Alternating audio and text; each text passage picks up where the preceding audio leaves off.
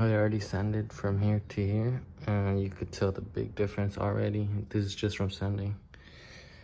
But I'm gonna sand the whole thing down now, and I'll show you the difference. After wet sanding it with 2000 grip, and then rubbing it with some compound in this microfiber pad, look at the difference.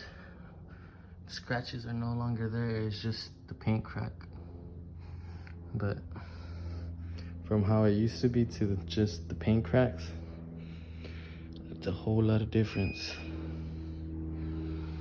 That is just, you'd either have to take off all the paint from right here. I would probably do it from here around this like round thing all the way around. Take off all the paint and then put some primer filler and then repaint it and try to blend it in around this circle. But that's just cracked in, as you can see.